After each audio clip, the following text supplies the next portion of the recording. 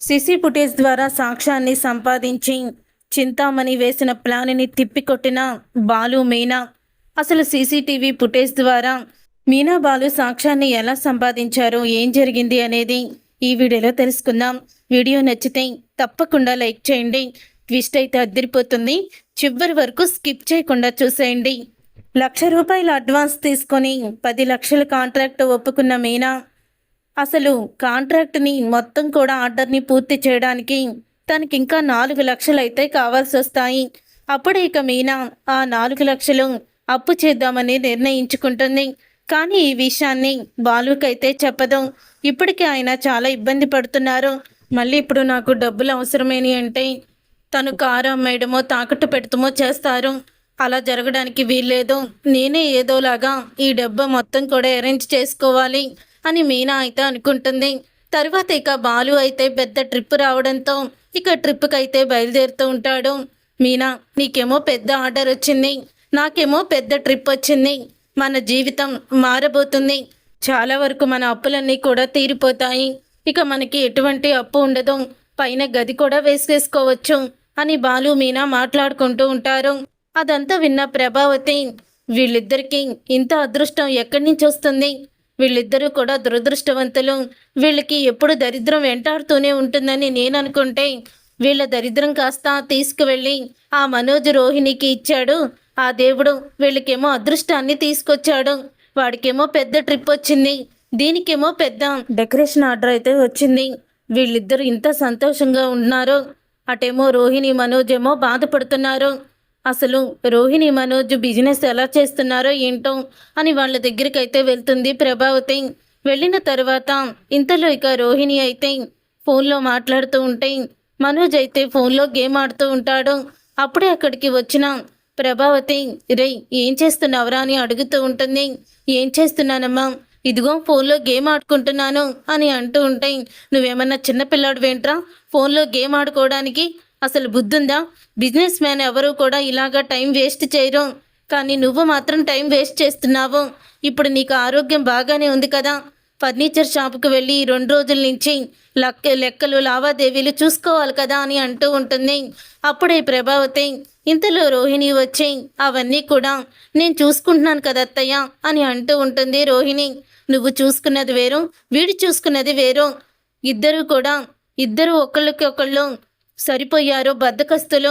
అటు చూడండి, ఆ మీనాకి పెద్ద ఆర్డర్ వస్తే ఆ బాలుగాడికి పెద్ద ట్రిప్ వచ్చింది. దీంతో వాళ్ళు చేసిన అప్పులన్నీ తీరిపోయి పైన గది వేసుకోవడానికి కూడా డబ్బులు ఉంటాయని బాలు మీనా మాట్లాడుకుంటున్నారు.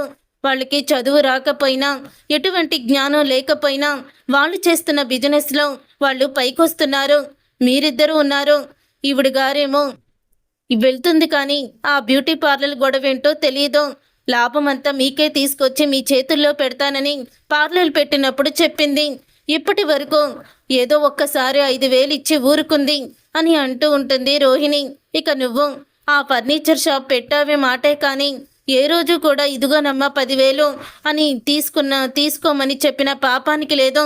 తిరిగి నా దగ్గరే డబ్బులు నువ్వు అడుగుతూ ఉంటావు ఇక అని అంటూ ఉంటుంది ప్రభావతి. అత్తయ్య, టైం కలిసి రానప్పుడు ఏం చేస్తాం చెప్పండి అని అంటూ ఉంటుంది రోహిణి. టైం కలిసి రాదు, మనమే కలిసి వచ్చేలా చేసుకోవాలి. మీరిద్దరూ బద్ధకాన్ని వీడి కొంచెం తెలివిగా ఆలోచించి బిజినెస్ని చెయ్యండి, పైకొస్తారు. ఆ బాలు మీనా చదువు రాకపోయినా బిజినెస్లో పైకి వస్తున్నారు. రేపటి రోజున వాళ్ళు మిమ్మల్ని ఎగతాళి చేయకూడదు అని అంటూ ఉంటుంది ప్రభావతి. సరే అత్తయ్య అని రోహిణి అయితే అంటుంది. తరువాత ఇక ప్రభావతి ఉదయమే నిద్ర లేచేసరికి మీనా అయితే వెళ్ళిపోతుంది.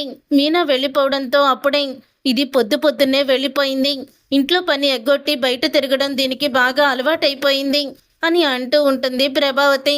అప్పుడే ఇక ప్రభావతి అలా అన్న తర్వాత మీనా అయితే అప్పుడే లోపలికి వస్తుంది. మీనాని చూసి ప్రభావతి షాక్ అయిపోతాం. ఏంటి, నువ్వు ఇంట్లోనే ఉన్నావా అని అంటూ ఉంటే, లేను, ఇప్పుడే వస్తున్నాను అని మీనా చెప్తుంది. అయినా చెప్పా పెట్టకుండా పొద్దున్నే ఎక్కడికి పోయావో? అందరికీ బ్రేక్ఫాస్ట్ వండాలి కదా, టిఫిన్ చేయాలి కదా, బాక్స్ కూడా పెట్టాలి. ఈ రోజు నుంచి మనోజ్ ఫర్నిచర్ షాప్కి వెళ్తున్నాడు. ఇన్ని పనులు దగ్గర పెట్టుకొని నువ్వేంటి ఊరేగుతున్నావు ఊరి మీద అని అడుగుతూ ఉంటుంది ప్రభావతి. నా భార్య ఊరి మీద ఊరేగడానికి ఏమన్నా తను కోటీశ్వరులా? కాదు, కోటీశ్వరుల కూతురా కాదు కదా. తను కష్టపడి పనిచేస్తుంది బయటికి వెళ్ళి, అంతే తప్ప అత్తగారి సొమ్మొస్తుందని కాలు మీద కాలేసుకొని కూర్చొని అజమాయిషీలు చలాయించడం లేదు అని చెప్తూ ఉంటే ఆ మాట విని ప్రభావతి, ఏంట్రా నువ్వు మాట్లాడేది అని అంటూ ఉంటుంది. అవును, మీనా మీద పడి అడవడం తప్ప నీకు వేరే పనేముంది? పని పాటు లేక తిన్నదరక్క ఇలాగా మీనా మీద ఎగిరెగిరి పడుతున్నావు అని బాలు అయితే అంటాడు. చూడు మీనా, ఆ పెద్ద ఆర్డరు పూర్తయ్యే వరకు ఇంట్లో నువ్వు ఏ పని కూడా చెయ్యాల్సిన అవసరం లేదు.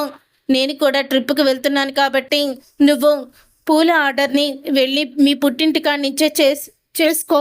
ఇంకా మీ పుట్టింటికి వెళ్ళి 4 రోజులు అని బాలు అయితే అంటాడు. వెళ్ళమ్మా, మీ ఇద్దరు లేకపోతే ఇల్లు ప్రశాంతంగా ఉంటుంది అని ప్రభావతి అయితే అంటుంది. అవునా అత్తయ్య, సరే, నాకు కూడా పని తగ్గుతుంది. చక్కగా నేను నా పూల ఆర్డర్ మీదే దృష్టి పెట్టొచ్చు. సరేనండి, ఇప్పుడే బ్యాగ్ సర్దుకొని వస్తాను అని మీనా అయితే బ్యాగ్ సర్దుకొని వస్తుంది. వచ్చిన తర్వాత అప్పుడే ఇక సత్యం అంటాడు. ఎక్కడికి వెళ్తున్నావమ్మా అని అడుగుతాడు మీనాని. ఈయనకి 2 రోజులు ట్రిప్ తగిలింది మావయ్య, ఈయన ఇంటికి రారు. నాకు కూడా కొంచెం బిజీగా ఉంది, అందుకే మా అమ్మ వాళ్ళ ఇంటికి వెళ్తున్నాను.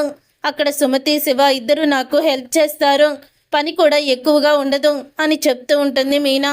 అది కూడా కరెక్టేనమ్మా, ఇంట్లో అందరికీ వండి వార్చి నువ్వు వెళ్ళేసరికి నీ పూల ఆర్డర్ కాస్త పడుకుంటుంది. అందుకని నువ్వు తీసుకున్న నిర్ణయమే కరెక్ట్ అయింది. నువ్వు మీ పుట్టింటికి వెళ్ళు, బాలు వచ్చాకరా అని చెప్తాడు సత్యం. ఏంటండి మీరు అని అంటూ ఉంటుంది ప్రభావతి. ఏంటంటే, మీనా లేకపోతే నువ్వు వండలేవా? నీకు చేత కదా? మీనా లేకపోతే ఇంట్లో ఎవ్వరు కూడా ముద్ద మింగరా అని అంటూ ఉంటాడు సత్యం. తను రానప్పుడు నేనేగా చేశాను, అలాగే చేస్తాను అని అంటూ ఉంటుంది ప్రభావతి. ప్రభావతి అలా అన్న తర్వాత అప్పుడే ఇక సత్యం, సరే అయితే నువ్వు వెళ్ళరామ్మా, నువ్వు కూడా జాగ్రత్తగా వెళ్ళరా అని బాలు మీనాకి చెప్తాడు. బాలు మీనా ఇక ఇద్దరు కూడా వెళ్తారు. ఇక మీనాని పుట్టింటి దగ్గర డ్రాప్ చేస్తాడు బాలు. అప్పుడే ఇక పార్వతి, ఏంటమ్మా ఒంట్లో ఏమై బాగోలేదా, ఇలా వచ్చావు అని అడుగుతూ ఉంటే, లేదమ్మా బానే ఉంది అని ఇక జరిగిందంతా కూడా చెప్తుంది. అవునా, సరే, ఎలాగో నువ్వు చాలా రోజులైంది కదా మన ఇంటి దగ్గర ఉండి, ఇక్కడే ఉండు అల్లుడు గారు వచ్చే వరకు అని పార్వతి అయితే చెప్తుంది. తను పేరుకే ఇక్కడ ఉంటుంది కానీ పూల ఆర్డర్కే సరిపోతుంది తన టైం అంతా కూడా అని అంటూ ఉంటాడు బాలు. సరే మీనా, ఏదైనా ప్రాబ్లం ఉంటే నాకు ఫోన్ చెయ్యి, నేను వెళ్ళొస్తాను అని అంటూ ఉంటాడు బాలు.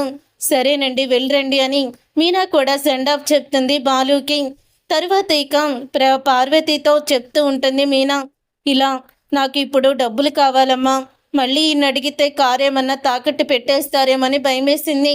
అలాగని ఆర్డర్ ఒప్పుకోకపోతే 10 లక్షలు పోతాయి, అందుకని ఆర్డర్ కూడా ఒప్పుకోవాల్సి వచ్చిందని పార్వతితో చెప్పడంతో ఇంతలో ఆ మాట విన్న శివ అంటూ ఉంటాడు, నాకు తెలిసిన వ్యక్తి దగ్గర నేను అప్పు ఇప్పిస్తానక్క, తను తర్వాత నువ్వు డెకరేషన్ అయిపోయాక మొత్తం అమౌంట్ అంతా కూడా ఇస్తారు కాబట్టి అతనికి అలా ఇచ్చేద్దామా అని శివ చెప్తాడు. అవునా, ఎవర్రా అతను అని అంటూ ఉంటే, అతను వడ్డీకి డబ్బులు తిప్పుతూ ఉంటాడక్క, నేనంటే చాలా అభిమానం. ఒకరోజు రోడ్డు మీద ఆయన్ని ఎవరో కొడుతుంటే నేను కాపాడాను, అప్పటి నుంచి కూడా ఆయనకి నేనంటే చాలా అభిమానం అని అంటూ ఉంటాడు శివ. ఇక శివ అన్న మాటలకి అప్పుడే ఇంకా మీనా చాలా ఆనందపడుతూ ఉంటుంది. సరేరా, పద వెళ్దాం, అతని దగ్గరికి వెళ్ళి అప్పు తీసుకుందాము. మరి అతను ఇంత అమౌంట్ ఇస్తాడంటావా అని అడుగుతుంది. తప్పకుండా ఇస్తాడక్క అని మీనా, శివ ఇద్దరు కూడా అతని దగ్గరికి అయితే వెళ్తారు. వెళ్ళిన తరువాత ఇక శివని చూసి అతను, నువ్వా శివ, లోపలికి రా, చాలా రోజులైంది నిన్ను చూసి అని అంటూ ఉంటాడు అతను.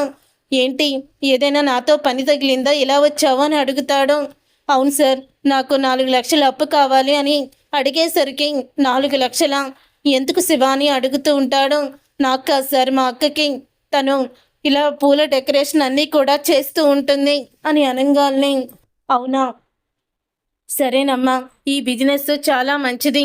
శివ నన్ను ఆ రోజు కాపాడాడు, చాలా నమ్మకస్తుడు, శివ మీద నమ్మకంతో నీకు 4 లక్షలు ఇస్తున్నాను అని చెప్తూ ఉంటే, సరేనండి, నా ఆర్డర్ పూర్తయ్యాక నాకు మొత్తం అమౌంట్ ఇచ్చాక మీ బాకీ తీర్చేస్తాను అని చెప్తూ ఉంటుంది మీనా. పర్వాలేదమ్మా, కంగారేమీ లేదు, నువ్వు సక్సెస్ అవ్వాలి అని వెళ్ళి 4 లక్షలు అయితే తీసుకొస్తూ ఉంటాడు. అది ఎవరిల్లో కాదో, అతను ఎవరో కాదో చింతామణి భర్త. కానీ చింతామణి భర్తని మీనాకి విషయం తెలియదు. ఎందుకంటే అక్కడ ఫోటో కనపడకుండా ఉంటుంది. కేవలం బెడ్రూమ్లో మాత్రమే ఫోటో ఉంటుంది. అతను డబ్బులు తీసిచ్చేటప్పుడు ఆ ఫోటో అయితే కనపడుతుంది. అప్పుడే ఇక ఆ ఫోటో చింతామణి అలాగే తన కూతురుది. అంటే చింతామణి హస్బెండ్ దగ్గర మీనా అప్పు చేస్తుంది. తర్వాత అతను డబ్బులు తీసుకొచ్చి ఇస్తాడు. మీరు సరైన సమయానికి మా మీద ఉన్న నమ్మకంతో డబ్బు అప్పిచ్చారు. అదే నమ్మకంతో మళ్ళీ 4 రోజుల్లో మీకు తిరిగి ఇచ్చేస్తానండి అని మీనా అయితే చెప్తుంది. నీ గురించి నాకు తెలియకపోవడం ఏంటమ్మా? మీ తమ్ముడు నీ గురించి, నీ భర్త గురించి ఎప్పుడు కూడా గొప్పగానే చెప్తూ ఉంటాడు అని అంటూ ఉంటే, అప్పుడే ఆ మాట విని అదంతా వాడి అభిమానం సార్, వస్తాము అని ఇక మీనా అయితే బయలుదేరుతుంది. ఇక మీనా అయితే అప్పు తీసుకొచ్చిన డబ్బులతో తను డెకరేషన్ అయితే మొదలు పెడుతుంది. అలా డెకరేషన్ అంతా కూడా పూర్తి చేస్తూ ఉంటుంది. ఇంతలో బాలు అయితే ఫోన్ చేస్తూ ఉంటాడు మీనాకి. మీనా, డెకరేషన్ ఎక్కడి వరకు వచ్చింది అని అడుగుతూ ఉంటాడు. డెకరేషన్ పూర్తవుతుందండి, చాలా బాగా డెకరేషన్ కుదురుతుంది, నాకైతే చాలా సంతోషంగా ఉంది, దగ్గర మీరుంటే సరిపోయేది అని అంటూ ఉంటుంది మీనా. పర్వాలేదు మీనా, నీ డెకరేషన్ ఎప్పటికప్పుడు వీడియో కాల్లో చూస్తూ ఉంటాను కదా నేను అని బాలు అయితే చెప్తాడు. మీనా డెకరేషన్ అంతా కూడా ఆడవాళ్ళతో కలిసి చేయడం ఇదంతా కూడా చూస్తూ ఉంటాడు చింతామణి అసిస్టెంట్ అదంతా చూసి, ఏదో మేడం గారు మనసులో ఒకటి అనుకుంది, పైకి ఒకటి చేసినట్టుంది. ఇప్పుడు ఈ మీనా మా మేడంకి బాగా ఎదురు దెబ్బే కొట్టేటట్టుంది. ఇప్పుడే ఈ విషయాన్ని మా మేడంకి చెప్పాలి అని అతను చింతామణి దగ్గరికి వెళ్తాడు. చింతామణి దగ్గరికి వెళ్ళి అతనైతే, మేడం మీరేమో మీనా ఈ దెబ్బతో తను కంపెనీ మూసుకొని వెనక్కి పోతుందన్నారు, కానీ మీనా మాత్రం అక్కడ డెకరేషన్ చేస్తుంది. అసలు ఆ డెకరేషన్ మామూలుగా లేదో, తనేదో 10 లక్షలకి కాంట్రాక్ట్ ఒప్పుకుంది, కానీ అది హై రేంజ్లో ఉన్నట్టుంది ఆ డెకరేషను అని చెప్తూ ఉంటాడు. ఆ మాట విని చింతామణి షాక్ అయిపోతూ ఉంటుంది. ఏంటి మేడం అంత కూల్గా ఉన్నారు? మీరేమో 10 లక్షల ఆర్డర్ తీసుకువెళ్ళి ఆ మీనా చేతిలో పెట్టారు కదా, ఇప్పుడు ఆ మీనానేమో ఆ ఆర్డర్ పూర్తి చేసి 10 లక్షలు సంపాదించుకుంటుంది అని చెప్తూ ఉంటే, లేదు అలా జరగదు, మీనాకి ఒక్క రోజులో ఒక ఎదురు దెబ్బ తగలబోతుంది, దాని నుంచి తను బయటపడడానికి విలవిలమంటూ కొట్టుకోవాలి అని అంటూ ఉంటుంది చింతామణి. తర్వాత ఇక చింతామణి ఇంటికైతే వెళ్తుంది. వెళ్ళిన తర్వాత అప్పుడే తన భర్త చింతామణిని, ఎక్కడికి వెళ్ళావో, అసలు నువ్వు ఇంటి పట్టునే ఉండవు, ఎందుకు ఇలా చేస్తున్నావు అని అడుగుతూ ఉంటే, అప్పుడే ఇక ఆ మాట విని చింతామణి, నా పని గురించి తెలుసు కదా, మళ్ళీ అలా అడుగుతారేంటి అని అంటూ ఉంటుంది. సరే ఇదిగో తాళాలు అని చెప్పి తాళాలు అయితే ఇస్తాడు. మీరు తాళాలు తీసుకున్నారా ఎందుకు అని అడుగుతూ ఉంటుంది చింతామణి. ఏమీ లేదు, ఒక అమ్మాయి తన బిజినెస్ కోసం 4 లక్షలు అప్పు ఇవ్వమంది, అందుకనే ఇచ్చాను అని అనడంతో 4 లక్షలు అప్ప, అసలు ఎవరా అమ్మాయి అని అడుగుతూ ఉంటుంది చింతామణి. తన పేరు మీనా, తను కూడా డెకరేషనే చేస్తుందట, మరి నీకు కనిపించలేదా, తను ఎప్పుడు నీకు ఎదురుపడలేదా అని అడుగుతూ ఉంటాడు. అప్పుడే చింతామణి షాక్ అయిపోతాం. చివరికి నా ఇంటికే వచ్చి మా ఆయన దగ్గరే డబ్బులు తీసుకొని వెళ్ళి పని మొదలు పెడుతుందంట మీనా. అయితే ఈ మీనా, నువ్వు ఎంతో సంతోషంగా పని మొదలు పెడుతున్నావు, కానీ ఆ సంతోషాన్ని నేను 5 నిమిషాల్లో చెరిపేస్తాను అని చింతామణి అనుకుంటూ ఉంటుంది. తర్వాత ఈవెంట్ మేనేజర్కి ఫోన్ చేస్తుంది. మనం వేసిన ఫస్ట్ ప్లాన్ అయితే ఫెయిల్ అయ్యింది, ఇప్పుడు రెండో ప్లాను అది మాత్రం పక్కా సక్సెస్ అవ్వాలి అని చింతామణి అనడంతో, మీరు చెప్పినట్టే చేశాను మేడం, ఖచ్చితంగా అలాగే జరుగుతుంది అని ఈవెంట్ మేనేజర్ అయితే చెప్తాడు. మొత్తం డెకరేషన్ అంతా పూర్తి చేస్తుంది మీనా. ఇంతలో క్లయింట్ వచ్చి, అద్భుతం, అమోఘం, మీరులో చాలా నిజాయితీ ఉంది, చక్కగా నీట్గా తయారు చేశారు అని అడుగుతూ ఉంటాడు. అప్పుడే ఇంకా అంటూ ఉంటారు. ఇక అలా అనడంతో మీనా చాలా సంతోషపడుతూ ఉంటుంది. తర్వాత మీనా మొత్తం అతను ఇంకా 9 లక్షలు ఇవ్వాలి కదా, తన డబ్బులు తీసుకోవడానికి ఈవెంట్ మేనేజర్ దగ్గరికి అయితే వెళ్తుంది. అలా ఈవెంట్ మేనేజర్ దగ్గరికి వెళ్ళిన తర్వాత అప్పుడే ఇక అంటూ ఉంటాడు ఈవెంట్ మేనేజర్, ఏంటి ఇలా వచ్చావని అడుగుతాడు. సార్, నాకు ఇవ్వాల్సిన మిగతా 9 లక్షలు ఇచ్చేస్తే నేను బయట కట్టాల్సినవి ఉన్నాయి అని మీనా చెప్పడంతో, అప్పుడే ఇక ఈవెంట్ మేనేజర్, ఏంటమ్మా నాటకాలు ఆడుతున్నావా? ఆ రోజే నీ చేత సంతకం పెట్టించుకొని మొత్తం 10 లక్షలు కూడా నీకు ఇచ్చేసాను కదా, మళ్ళీ 9 లక్షలు అంటావేంటి అని అతను అడుగుతాడు తిరిగి. ఆ మాట విని మీనా షాక్ అయిపోతాం. సార్, మీరిచ్చింది నాకు ఎంతో కాదు, 1,00,000 రూపాయలే, 10 లక్షలు అంటారేంటి అని మీనా అడుగుతుంది. ఏంటమ్మా నువ్వు 10 లక్షలు నేను ఇచ్చినట్టు అగ్రిమెంట్ మీద కూడా సంతకం పెట్టావు కదా, మరి అగ్రిమెంట్ మీద సంతకం పెట్టిందానివి ఎందుకు అబద్ధం చెప్తున్నావు అని అడుగుతూ ఉంటే, నేను అగ్రిమెంట్ సంతకం పెట్టింది 5 లక్షలకే, 10 లక్షలు ఎలా అయ్యాయి అని అడుగుతూ ఉంటుంది. అప్పుడే ఇక అడుగుతూ ఉండగా, అగ్రిమెంట్ ఇదిగో చూసుకో, కావాల్సింటే మీ వాళ్ళు ఎవరికైనా చూపించు అని చూపిస్తాడు. అప్పుడే ఇక అది పక్కనే వెళ్తున్న ఒక ఆమెని పిలిచి చదవమంటుంది. మీరు ఆర్డర్ తీసుకున్నందుకు 10 లక్షలు వాళ్ళు మీకు డబ్బు మొత్తం ఇచ్చేసినట్టు ఇందులో ఉంది అని చెప్పంగానే, ఆ రోజు ఇంత మ్యాటర్ లేదు, నువ్వు నన్ను మోసం చేశావు, ఆ రోజు ఇంత మ్యాటర్ నాకు కనిపించలేదు అని అంటూ ఉంటే, అప్పుడే ఇక ఈవెంట్ మేనేజర్ అంటాడు, అంటే నేను నీ సంతకం ఏమన్నా ఫోర్జరీ చేసి ఇదంతా చేశాను అనుకుంటున్నావా అని అడుగుతూ ఉంటాడు.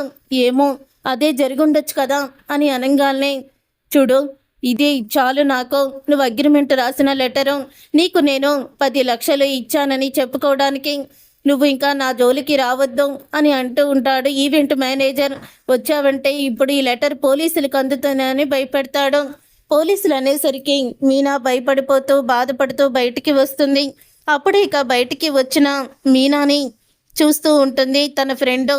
అప్పుడే ఇక మీనాని అడుగుతుంది, ఏమైంది మీనా, ఎందుకు అలా ఉన్నావని అడగడంతో, అతను నన్ను మోసం చేశాడు, ఇంగ్లీష్లో ఉన్న అగ్రిమెంట్ మీద తను ఇష్టం వచ్చినట్టు రాసుకొని నా సంతకాన్ని ఫోర్జరీ చేసి ఇప్పుడు నేను ఈ ఆర్డర్కి మొత్తం డబ్బంతా తీసేసుకున్నానని చెప్తున్నాడు.